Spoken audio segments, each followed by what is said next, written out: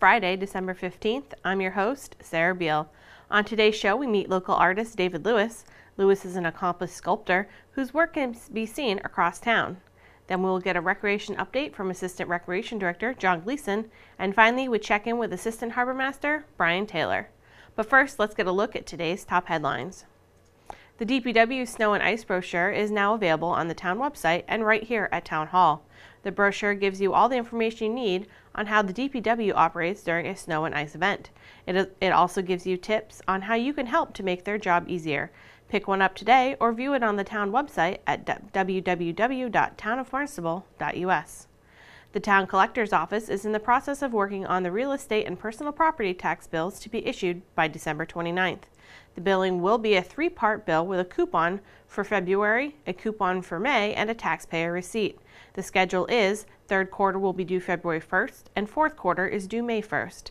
You can check the town's website, townofbarnstable.us, to explore the option of paying your bill online. If you have any questions or need assistance with this or any tax questions, please don't hesitate to contact the tax collector's office at 508-862-4054. Finance Director Mark Milne has prepared the Town of Barnstable's 10-year financial forecast. It is available to be viewed on the town's website.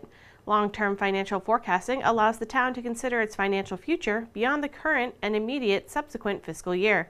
The focus of the 10-year forecast is concentrated on the trends illustrated over the past 10 years and how those may be replicated over the next 10 years as well as how this report can be connected to the town's other planning documents such as the annual operating budget, capital improvement plan, and the town council's strategic plan. You may view the 10-year financial forecast on the town's website, townofbarnstable.us. The town of Barnstable has over 40 boards, committees, and commissions with approximately 291 seats. Citizen participation is exemplary, and the town council appreciates each and every member who serves. If you are a resident of Barnstable and are interested in serving on a board, committee, or commission, please consider submitting an application. The appointments committee, made up of 5 town councilors, will interview applicants and make recommendations to the town council, who vote to appoint members at their regular meetings. The full list of open positions on board, committee, and commissions can be found on the town website, townofbarnstable.us, under Town Council. Up next, we meet local artist David Lewis. I'm Melissa Chartrand. In today's art segment, we spend time with artist David Lewis. You may be familiar with his work in downtown Hyannis, including the bronze sculptures of Ino at the top of Hyannis Village Green and President John F. Kennedy in front of the Kennedy Hyannis Museum. Did you know that Mercy Otis Warren and James Otis statues at the Barnstable County Courthouse in Barnstable Village were his first sculpted public figures here in the town of Barnstable? David talks about his many works, working with life-size figures, and what it is like to be a self-taught artist and his creative process.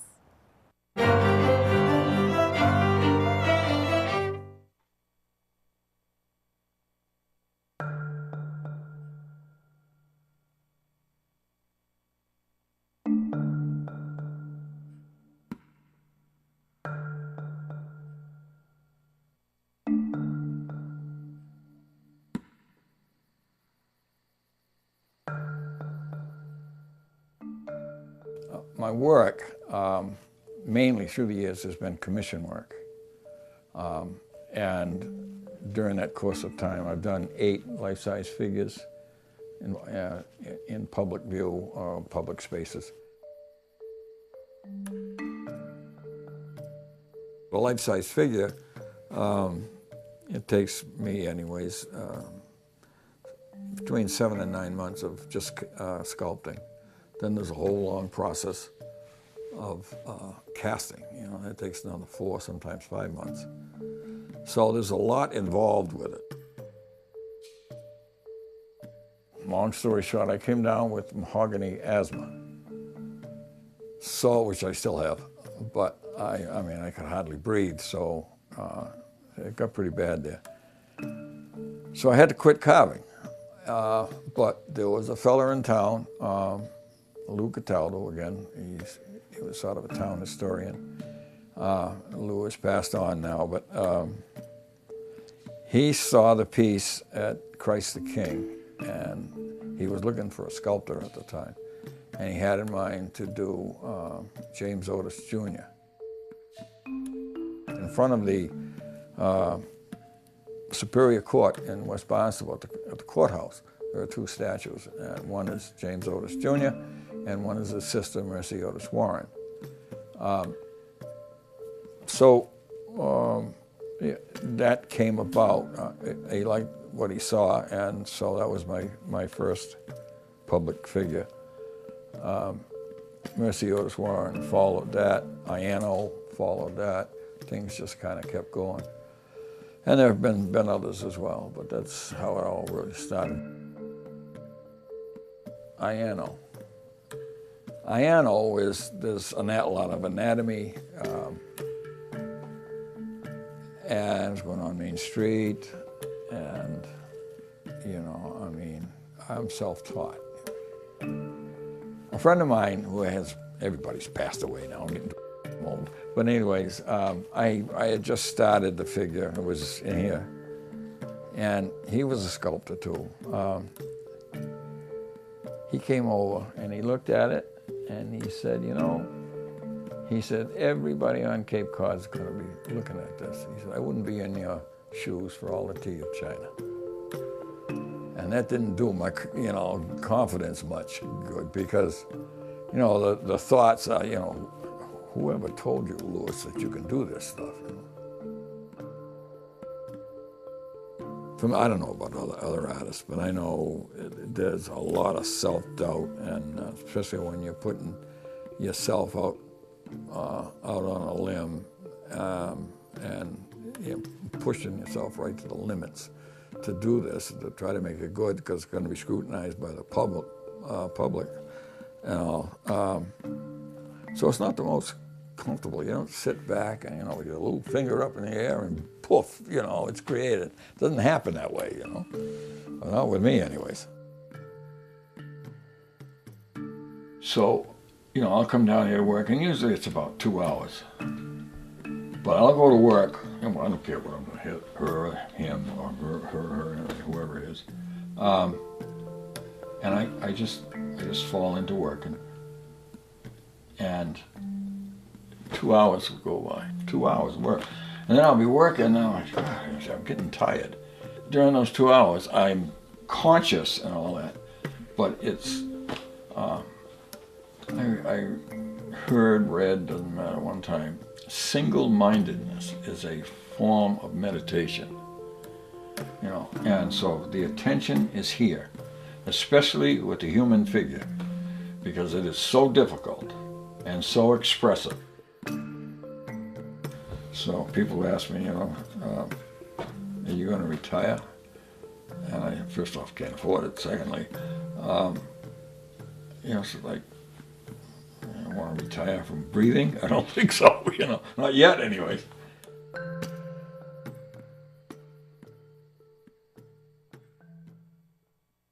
Osterville Art Gallery on West Bay Road in Osterville features the work of David Lewis. You can get gallery hours and more information at his website, davidlewissculpture.com. And of course, to learn more about the events and programs happening every day in the town of Barnstable, head to artsbarnstable.com. For Inside Arts Barnstable, I'm Melissa Chartrand, wishing you an artful day.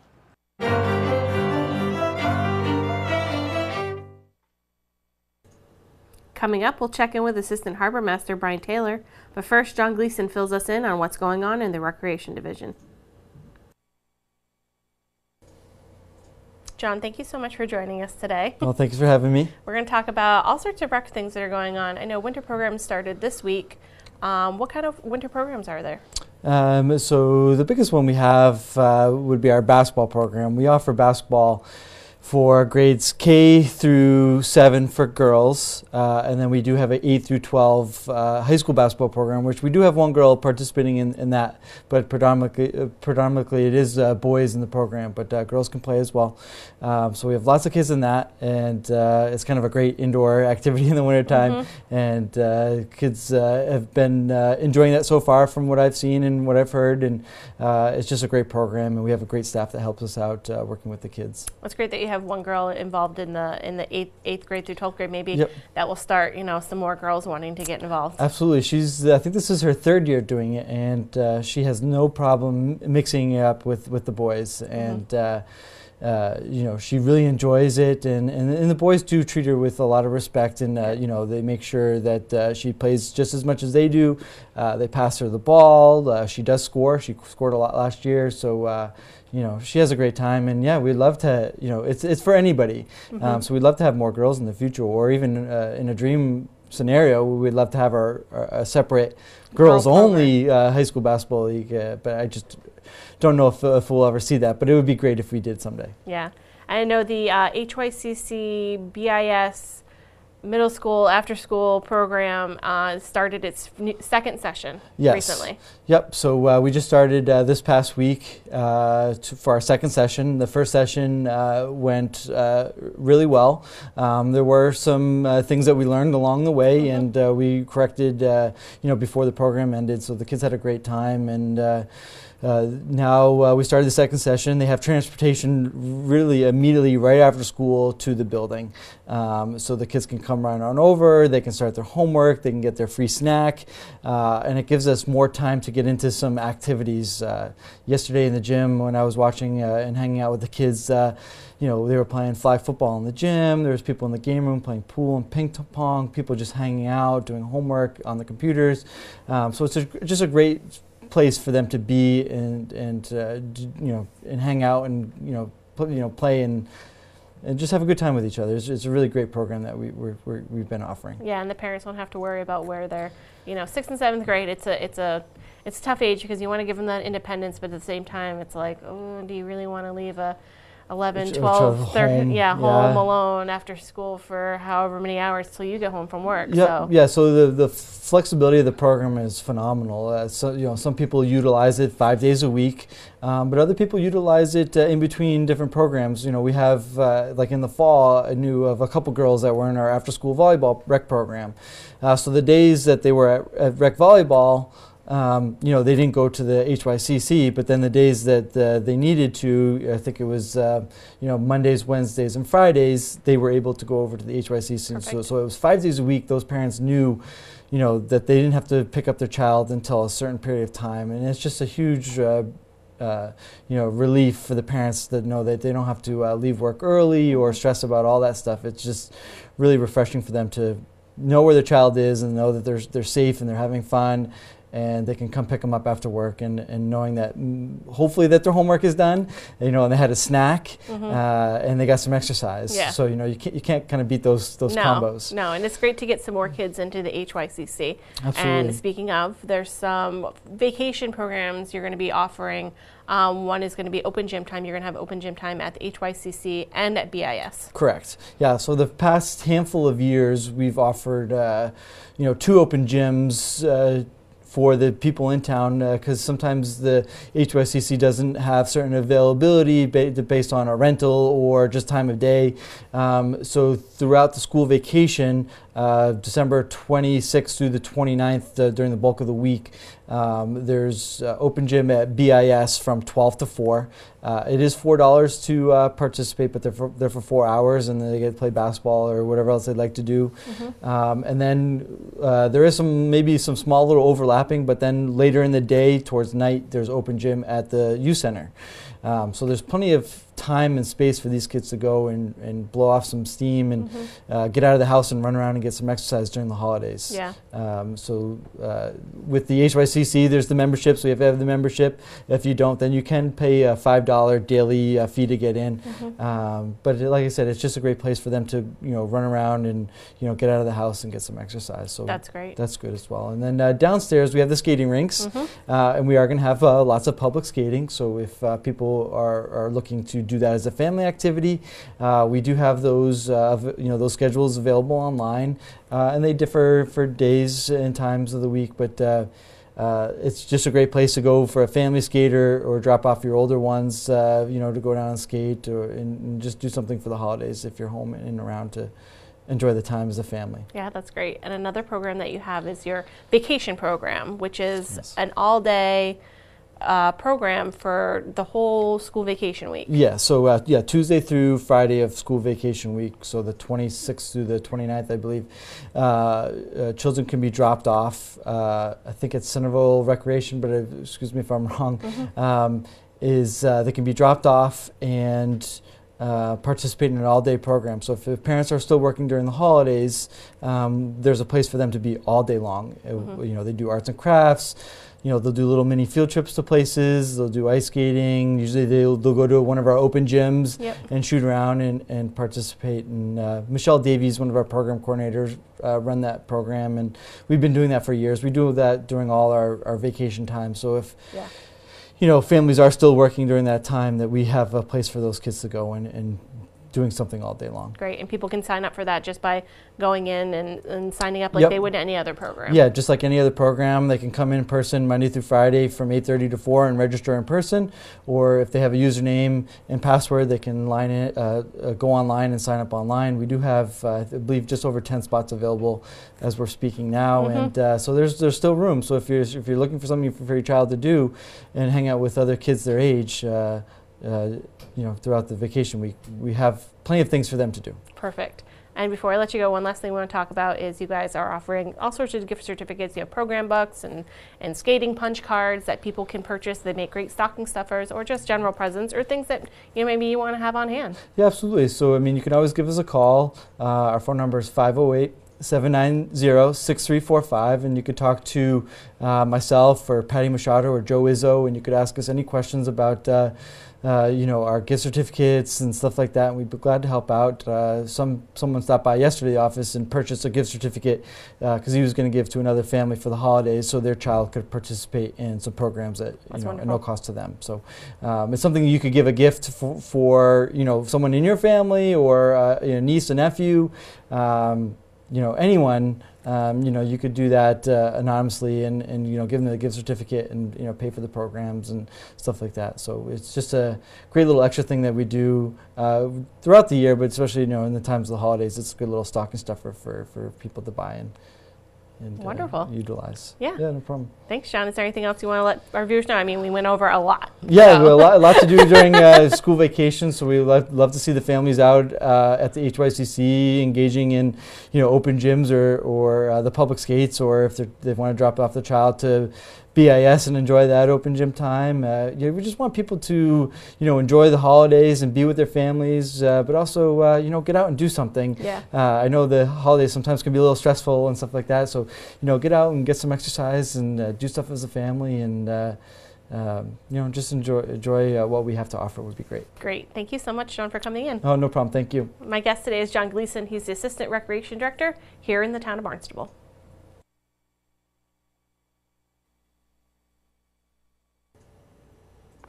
Brian, thank you so much for joining us today. We've got a couple things to chat about. The first thing I want to talk about is the Barnstable Harbor Dredge Project is wrapping up. What can you tell us about this? Thank you, Sarah, for having me today. Yeah. Yep, the Barnstable Harbor Dredge Project is wrapping up. It's almost nearing completion. The dredge project is the inner harbor portion, and that's basically between the sticks when you're leaving Barnstable Harbor itself. So that's just the entrance channel. Great. And this was, and these, the dredge spoils are going out to a specific location out in Cape Cod Bay, correct? That's correct. Yep. So great. I'm glad to hear that that's wrapping up. I know that started quite a few months ago, or a month or two ago. So, you know, it's a good time to do it. It's not too busy down at the harbor this time of year. No, not super busy. Yeah, so. That's good. I know that you guys had some fee changes that you had recommended to the town manager, and he approved those last week. What can you tell me about these fee changes that everyone can see for next year? So all town marina slip lease contracts will be increased by 3%. So anyone that has a slip for the town of Barnstable, look for your bill to come in the mail at renewal season, and your slip lease contracts will be increased by 3%. So just pay attention to that. Don't be too alarmed when it comes in the mail. Yeah. That's about it. It's good for people to know that ahead of time and to know that that's coming. So hopefully everyone out there that has a slip will be aware of this. Is that the only fee increase that you had? Yes. Okay, great. And I know, speaking of slips and moorings and things like that, renewals are going to be going out soon, and they're going to be due back soon. So what can you tell me about these dates that everyone should be aware of? Yeah, we have a few different deadlines for marinas. The marina deadline, slip lease deposits are due by 4:15 p.m. on January 31st, And for Marina waitlist, they are due by 4:15 on February 15th. So there's two different dates there. The slip lease deposits, like I said, are January 31st, and the Marina waitlist are due by February 15th at 4:15. Great. That coincides with the mooring deadlines. The mooring wait lists are also due on February 15th. For mooring permits, those are due by February 28th. So we have a few different dates there. Make sure everyone's paying attention to the dates.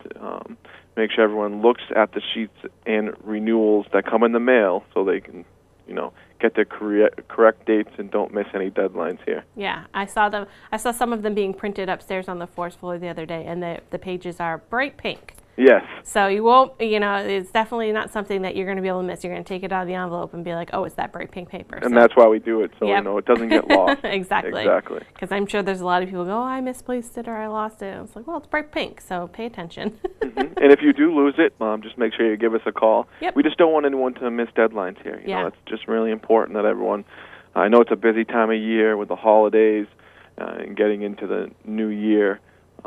Coming in January, but we just don't want anyone to miss anything because the spring will be right around the corner. Yeah, it will be here before we know it. And, it seems like it's so far away, but I mean, January is only a couple weeks away, which means February and March are right around the corner. So that's right. But if anyone has any issues, loses paperwork, don't be afraid to give us a call. We'll be more than happy to help you out. Wonderful. The last thing we wanted to touch on is life jackets because they are required this time of year. Let's talk a little bit about that and help people to remember that. That's right. Life jackets should be worn at all times. I'll say that first off. It's all about safety, safety, safety. Yep.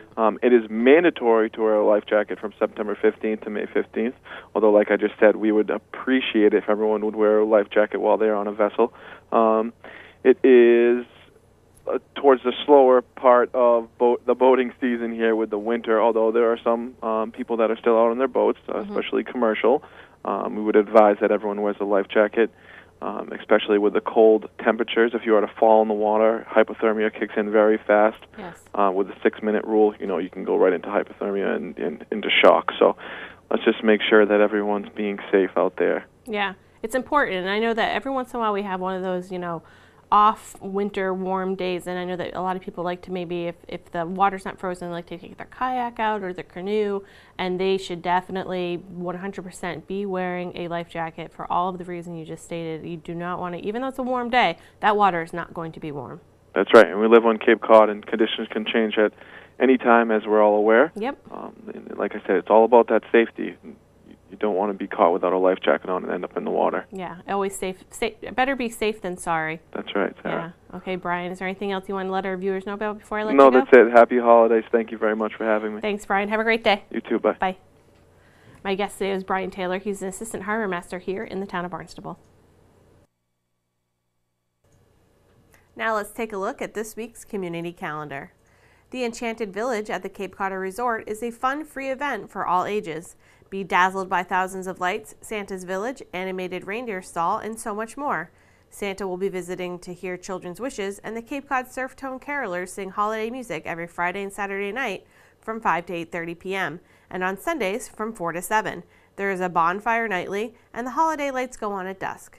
Please bring a gift card or new or unwrapped toy or a non-perishable food item for the giving tree. All donations are going to go to the Independence House. On Monday, December 18th at 10 a.m., you can learn all about Irish Christmas traditions, ancient, pagan, and Christian, at the Barnstable Senior Center. Sean Murphy will provide a seasonal and wondrous journey that will explore some of the most widely practiced traditions surrounding an Irish Christmas. He will use some internet images and video to make the event entertaining and informative. Though, of course, every family will have their own traditions and will celebrate the festive season in their own way, perhaps participants that join may be willing to share some of the memories and stories they have of family traditions around Christmas. This is a free event, but please RSVP by calling the Senior Center at 508-862-4750. Now let's take a look at next week's board, committee, and commission schedule.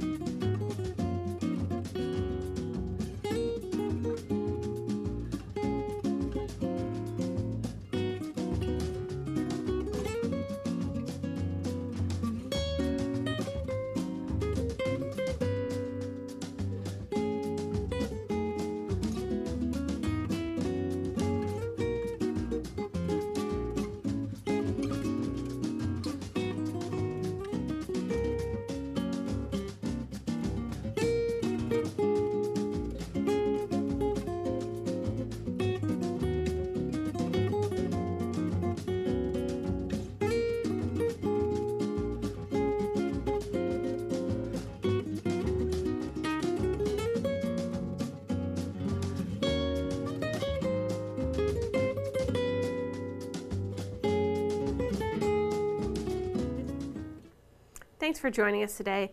We will be back on Monday with an all-new show. We meet Director of Admissions at Cape Cod Community College, Matt Cormier, and we'll have 2 great segments from our Barnstable High School intern, Mackenzie Connor. Have a great weekend, everybody. For Barnstable Today, I'm Sarah Beal.